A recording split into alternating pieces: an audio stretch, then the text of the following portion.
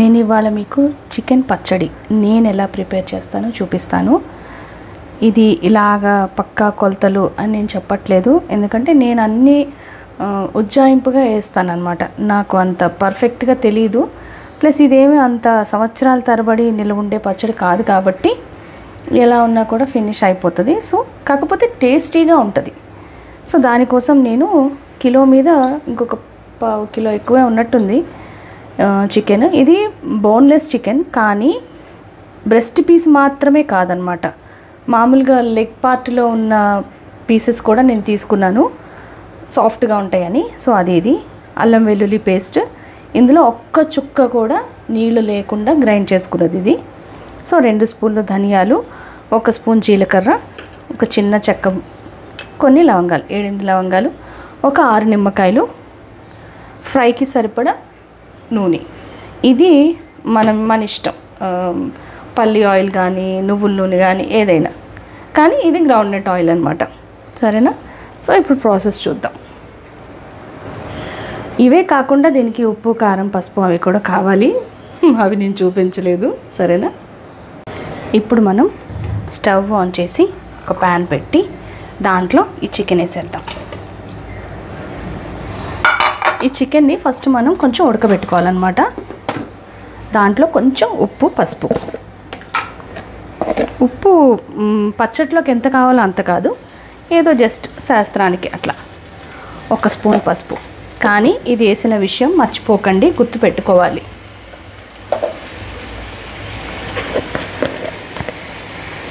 తర్వాత కొంచెం పసుపు,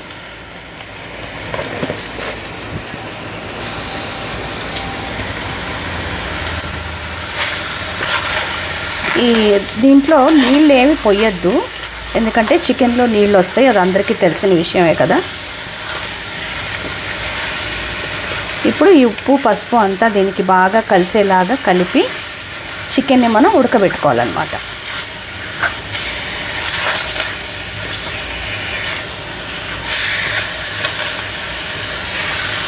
ఇప్పుడు అంతా కలిపేసాను కదా. ఇప్పుడు స్టవ్ కొంచెం సిమ్లో పెట్టండి, మరీ సిమ్ కాదు, మరీ హై కాదనమాట, మీడియంలో.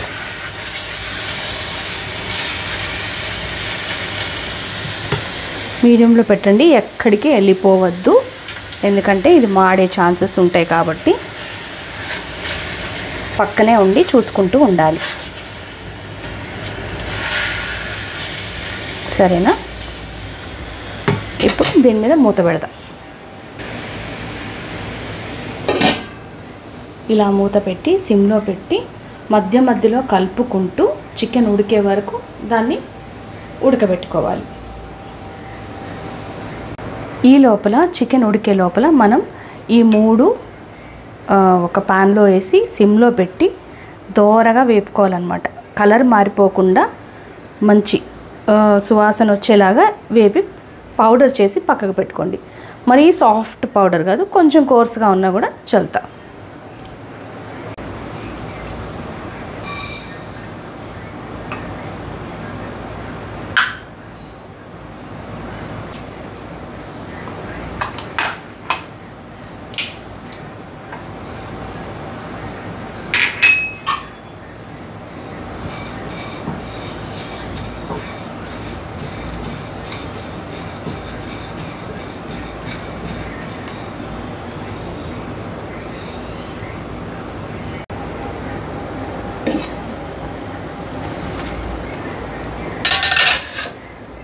తొందర ఏమీ లేదు, సిమ్లో పెట్టి బాగా లోపల దాకా ఉడికేలాగా చేయాలన్నమాట. హైలో పెట్టేసి గబగబా నీళ్ళని ఎగిరిపెట్టేట్టు చేస్తే ముక్క ఉడకకపోతే బాగోదు, అందుకోసం. సరేనా? నీళ్ళు బాగా వచ్చినాయి కాబట్టి అవన్నీ సిమ్లో పెట్టి మెల్లిగా ఎగిరేలాగా చేసుకోవాలి. ముక్క ఉడికే వరకు వెయిట్ చేయాలి.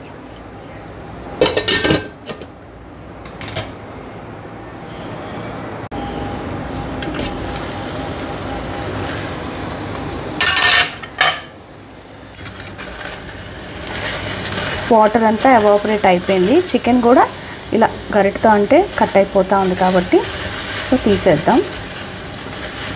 కొంచెం వాటర్ అంతా డ్రై అయ్యే వరకు హైలో పెడదాం స్టవ్.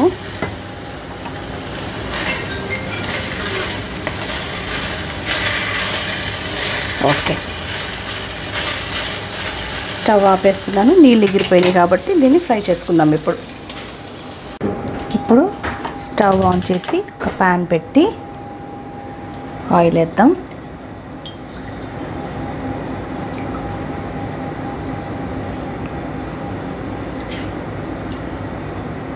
ఇది 3/4 లీటర్ ఆయిల్ అన్నమాట.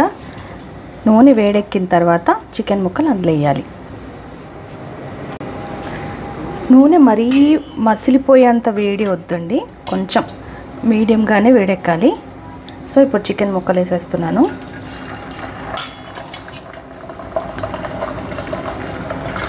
ఓకే, వేసిన వెంటనే ఆ వచ్చిన సౌండ్ విన్నారు కదా, అలా ఉంటే సరిపోతుంది అన్నమాట.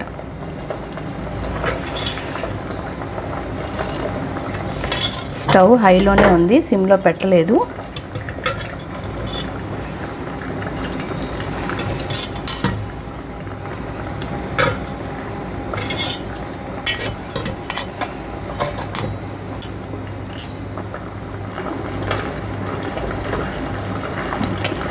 ఇప్పుడు మీడియం సిమ్లో పెట్టుకొని, అంటే మరీ హై కాదు మరీ మీడియం కాదు, ఒక మాదిరిగా పెట్టుకొని ఈ మొత్తం ముక్కలు బాగా గోల్డెన్ బ్రౌన్ వచ్చే వరకు వేపుకోవాలన్నమాట.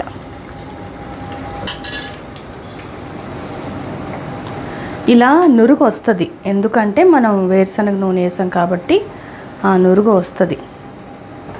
నురుగు వస్తుంది ఏంటి అని ఏం టెన్షన్ పడకండి. ఇలా మనం చికెన్ వేసినప్పుడు ఇలా పొంగుతూ ఉంటుంది అన్నమాట. అందుకని కొంచెము పెద్దగా ఉన్న గిన్నె అన్న తీసుకోవాలి, అంటే ఫ్రైయింగ్ ప్యాన్ అన్న తీసుకోవాలి, లేదంటే లోతుగా ఉన్నదన్న తీసుకోవాలన్నమాట. సో చిన్నది తీసుకొని దాంట్లో వేపుదామని ట్రై చేస్తే మాత్రం ఇదిగో ఇలా పొంగిపోయి నూనె పోయే అవకాశాలు ఉంటాయి. అందుకని లోతుగా ఉన్నది తీసుకోండి, సరేనా? ఒకవేళ పొంగిపోతుంది అని అనిపిస్తే ఇలా కలుపుకుంటూ ఉంటే సరిపోతుంది.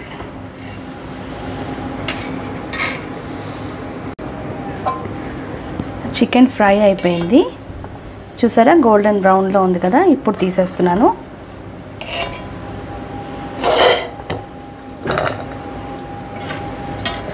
నేను స్టవ్ ఆఫ్ చేసేసాను, ఎందుకంటే ఇది దాన్ని ఏమంటారు, కాస్ట్ ఐరన్ కాబట్టి చాలా వేడిగా ఉంటుంది. అందుకని నూనె ఇంకా వేడెక్కిపోతుందని ఆపేసాను.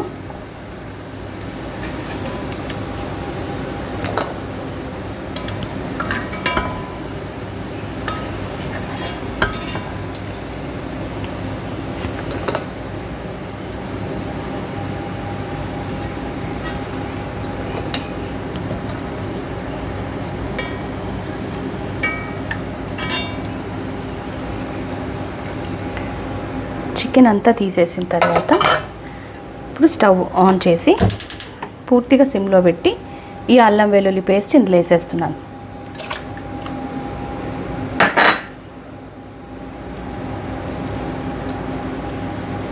దీన్ని సిమ్లో మెల్లిగా వేగనివ్వండి.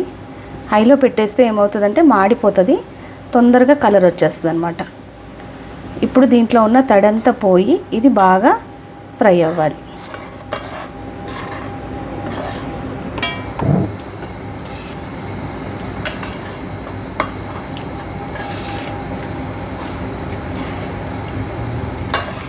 ఇది అల్లము వెల్లుల్లిపాయలు కలిపి ఒక 150 గ్రామ్స్ ఉంది.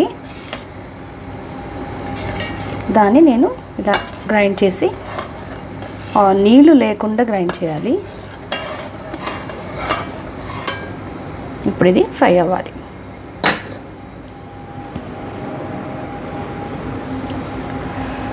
అల్లం బాగా వేగిపోయిందండి, మంచి వాసన వస్తుందన్నమాట. ఇప్పుడు ఏం చేయాలంటే స్టవ్ ఆపేస్తున్నాను. ఆ వేడికి అది ఇంకా ఏమన్నా ఒకవేళ వేగాలనుకుంటే ఇంకొంచెం వేగిపోతుంది అన్నమాట. సో స్టవ్ ఆఫ్ చేసేస్తున్నాను. ఒక 2 నిమిషాలు అయిన తర్వాత ఉప్పు కారం అవి వేసుకుందాం. మనం కొంచెం ఈ ఆయిల్ అంతా ఇట్లా సెటిల్ అవుతుంది కదా, అప్పుడు వేద్దాం.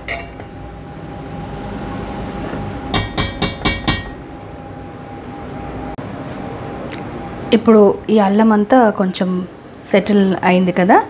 సో ఇప్పుడు ఏం చేద్దామంటే మనం ఇది 3 మ్యాంగో కారం, మామూలుగా మన రైస్ కుక్కర్ గ్లాస్ ఉంటుంది చూడండి, దాంతో 1 గ్లాస్ ఆ వేడి మీదే వేసేస్తున్నాను. 1/2 గ్లాస్ సాల్ట్. ఉప్పు కావాలంటే చూసి వేసుకోవచ్చు, ముందే తొందరపడి వేసేయకండి.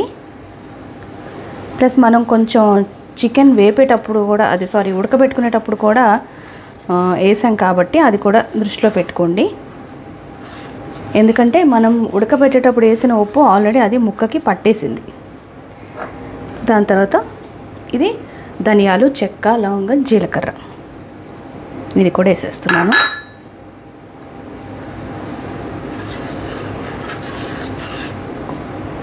ఇప్పుడు ఈ చికెన్ పీసెస్ కూడా వేసేస్తున్నా.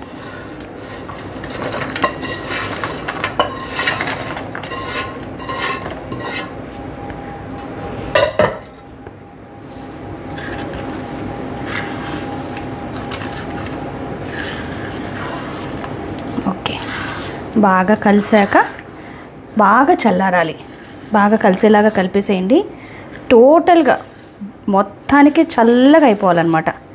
చల్లగా అయిపోయిన తర్వాత మనం దీంట్లో నిమ్మకాయ రసం పిండాలి.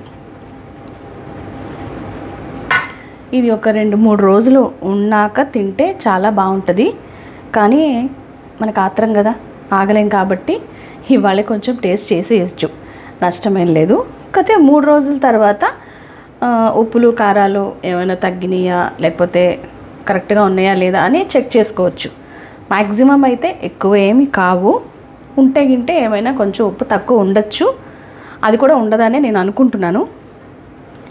సో అంత ఓవర్ కాన్ఫిడెన్స్ వద్దు కాబట్టి 3rd డే మనం ఒకసారి దీన్ని టేస్ట్ చేద్దాం అన్నమాట. ప్రస్తుతానికైతే దీన్ని ఇలాగే వదిలేయండి, మూత ఏం పెట్టద్దు. మూత పెట్టడం వల్ల ఏమవుతుందంటే అది వేడిగా ఉంది కదా, సో నీళ్ళు అది మాయిశ్చర్ ఫామ్ అవుతుంది, అది అందులో పడి పచ్చడి పాడైపోతుంది అన్నమాట. సో దీన్ని ఇలాగే దాని మీద ఏం పడకుండా అలా వదిలేయండి. చల్లారిన తర్వాత నిమ్మకాయ రసం కలుపుతాం. చల్లగా అయిపోయింది, అస్సలు వేడి లేదు. ఇప్పుడు మనం నిమ్మకాయ రసం వేసేద్దాం. ఇవి 6 నిమ్మకాయలవి జ్యూసు. దీన్ని బాగా కలిపి మూత పెట్టి ఒక 3 డేస్ అలా వదిలేద్దాం. 3 డేస్ తర్వాత టేస్ట్ చేసి ఎలా ఉందో చెప్తా.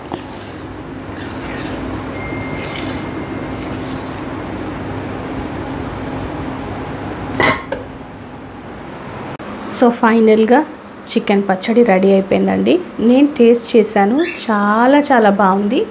మీరు కూడా ఒకసారి ట్రై చేయండి, మీకు కూడా ఖచ్చితంగా నచ్చుతుంది. ఇది మా అత్తగారి స్టైల్ అన్నమాట. నాకు పచ్చళ్ళు అంతగా చేత కాదు, మా అత్తగారు చాలా బాగా పెడతారు. సో మీరు కూడా ఒకసారి ట్రై చేసి మీకు ఎలా కుదిరిందో చెప్పండి. ఇంతసేపు ఓపిక్గా చూసినందుకు థ్యాంక్ యూ సో మచ్.